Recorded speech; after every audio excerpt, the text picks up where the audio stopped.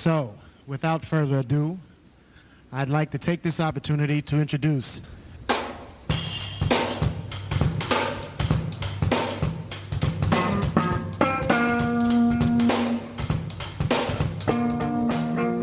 This is another in a series of live broadcasts enjoying the creative sounds of music and harmony. Hope you enjoy. Don't touch that dial.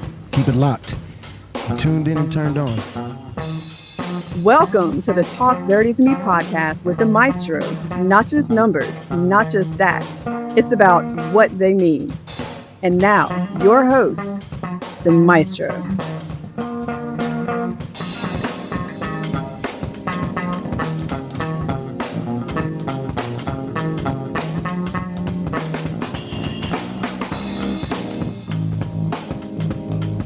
Hello, and welcome to this episode of Talk Dirty to Me with your boy, me, the Maestro. Thank you for checking it out. Thank you for checking out all of our offerings here in SimWorld Hoops. Holla at everybody. Make sure everybody know they got some love coming because I appreciate all the love you guys give me. Again, running up those jet miles. Eventually, when the season starts, I'm going to have to give it back. I probably should clean it first because, let's just say, I'm not going to say. Check out a run in Boston. I'm going to leave there before I get myself in trouble with HR. Checked out a run in Boston this past weekend. Nice up there, man. Got some crab cakes, which I normally don't like, but went to school up in Boston for a while, so I got a chance to get down a little bit, checked out a Red Sox game, do what we do. Got a chance to check out some really good players, some really interesting players. And again, this is one of the fun things that I love to do is seeing what we got, seeing what's going on, and seeing how it's going to fit in with the rest of the league here. Caleb Boateng, really active player, 6'1", 207 pounds, 16 years old, really quick hands. I really like the way he moved off the ball, man. That is, for those of you who don't know, I will rarely talk about a player's shot because I believe a shot can be taught. I will rarely talk about how a player dunks because who cares? What I want to know is what led up to that shot, what led up to that dunk. How did they move without the ball to put them, or with the ball to put themselves in position? Because that's the thing where all of that starts. Awesome players, amazing players in the history of the league don't just end up at the rim by magic. They work their tails off, weaving through the defense to make that room and space possible. And Caleb made some really nice moves, both with the ball and without the ball. There was one particular play. I was writing down what I thought was a need, and then I immediately stopped writing because he did exactly what I thought he did. He left a chalk outline for a defender. He was in the mid post. Now, understand the speed it takes to do this. He was below the free throw line. He's got the ball. He's one-on-one with the player. He's face up with the guy. He then makes a quick jab step back, reverse jab step back. And I think my man is still sliding on the floor trying to find his footing like gravity abandoned him because it was just really sweet move, but it showed me how fast Caleb was. It was just really nice to see him being able to activate that quickness that fast in such a confined area. Told me what I need to know whenever he gets into a scheme that can utilize that speed on an open floor. It's going to be super awesome. Again, very active off the ball. One of the things I will say that as a suggestion, and again, only a suggestion, I would like to see him make quicker decisions into the play. Now, for those of you who heard the episode when I was talking about scouting myself, one of the things that I talked about that I did in basketball was I was a very differential player. I love to be active. Everybody knows I love contact. I like to take the charge, the whole nine. However, when it came down to the offensive play, I love setting screens because I, again, like the contact, but I would always defer my offensive move until the last 11 seconds of the shot clock. Why? Because I trusted my teammates to be better scorers than I was. It doesn't mean I didn't think I can score. Don't even start with that. I wanted to give them the opportunity to get it done.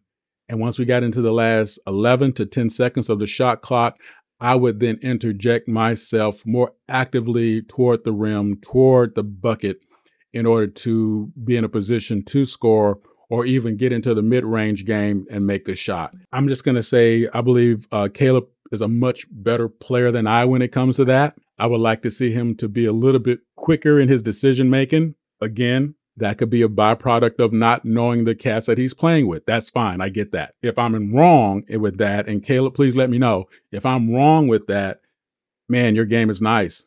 The other thing I would say, I would like to see him work on a mid shot. Only because he's so quick. He's so dangerous when he makes those moves. I would like to see him. If I was going to bring him to my team, the one thing I would have him doing is doing everything from low mid to high mid shot range because he's so quick. He's so quick off the floor. His hands are so quick. He can make that shot, and he showed multiple times where he can take his opponent off the dribble. That sort of weapon is nothing but a straight up plus, and I would like to use that all day long. And that's what I would like to do with him. So I would like to see him develop that shot because I think it would just make him that much more dangerous.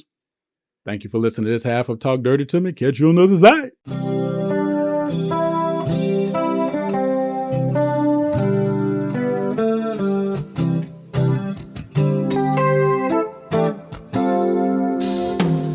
Thank you for listening to the Talk Dirty to Me podcast with the Maestro. Want to get involved? Bring it. Drop in discord.gg/SimWorldNBA. If you have the brain, Join as a coach. If you have the game, Join as a player. See the game, be be the the game. But now, back to Talk Dirty to Me with The Maestro. Once again, for the Soul Children String section, y'all. Let's get back to some wonderful sounds.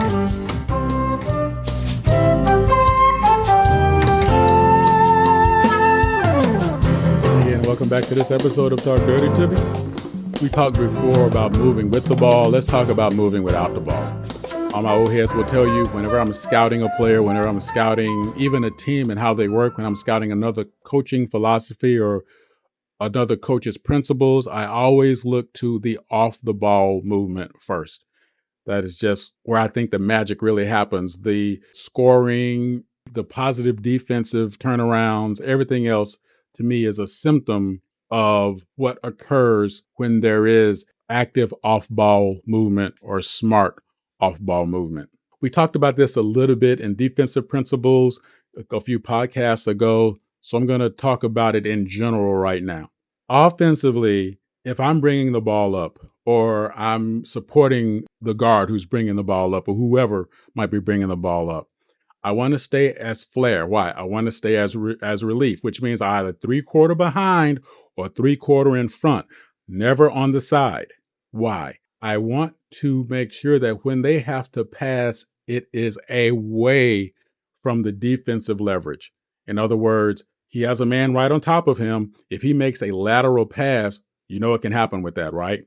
Quick hands, take, boom. Next thing you know, we're watching somebody's butt go above the rim and they have 2 points and a highlight reel. So I flare either 3/4 front, or even if you want to get fancy about it, 3/8 front or whatever, or 3/4 back. Either way, I'm in their peripheral or they're aware of me. They know I'm an outlet if they get trapped. If I'm 3/4 rear, then what do I do? As soon as my teammate crosses the timeline or crosses the half court line, specifically the half court line, I then double up to get to 3/4 front, flare out to the side, never close enough. Again, always want to make sure that one man or one jersey can't defend two. Now, if I'm already down, if I've already sprinted down to the offensive end and I'm seeing the ball being brought up, if I'm in the post, if the ball's coming up the middle of the floor, which happens way too many times, I look and see where my teammates are. And I make a decision, depending on the play, depending on the coach's principles. Everything starts there. I move my first choice without any other direction. I move to weak side. By weak side, I mean the side with the fewer number of players. Why? We want balance. I want to be able to give my guard, my ball handler, an opportunity to have a balanced floor as they set us in motion. Now, I might flash early deep into the corner, even as a big, because as soon as my man hits the half court line, if my defender is sleeping, I back corner around him 3/4. I got my hand up like Jerry Rice, looking for the ball to go to the rim. Alley-oop, boom, choose violence, get it done, son. We out. Or even if it's a matter of flashing in just to get the ball in the post, to give my man a look so I can then skip past it across for the three, or as I said, if I have the ball in the post and no one else is there, take that too. Easy peasy. If I am, I'll say forwards for the lack of a better term. I guess I could say 3 or 4 position. I see my teammate bringing the ball up. As soon as they hit half court, do I flash high posts to give them a pass into the post so that they can then circle through and reset? Depends on your coach's principles. But here is the key. I don't just stand there. Regardless of where I might be, regardless of what my position might be, I do not just stand there because a stagnant offense does not have to be defended. You are now doing the work for the people you are playing against. If you are on offense and do not have the ball and you are standing still, you are a black hole and you are doing no one any good. So always move, always move. Follow your coach's principles. That's always the caveat. Don't just listen to Maestro. Always follow your coach's principles, but always stay on the move without the ball because good things will happen. You will watch the tendencies. You will notice a player that will only face guard. I can run around their back all day long because I can take 2 casual walking steps. My third step, I'm fully in motion. I'm getting it done. And if they are good at help side defense, now guess what I can do? I can be the decoy. I can flash in hard, hand up to the rim like I'm Randy Moss. And it's like, give it to me, give it to me, give it to me. He comes over help side or she comes over help side. Guess what my teammate can now do? Flash corner, flash high post, easy midi, deep 3, all good Range Rover, all wood, all day long. Be smart. Understand how you can leverage your movement against what the defense does and pay attention to how they are defending so you can then act accordingly because that will always give your team a chance to be successful on that offensive possession.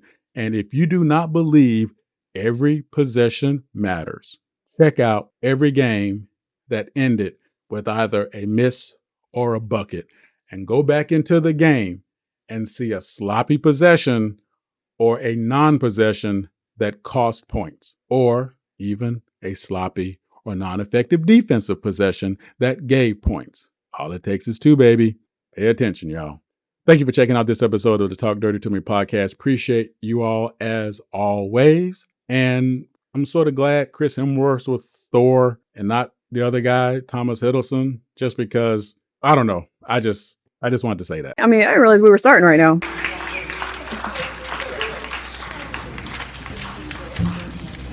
Thank you very much.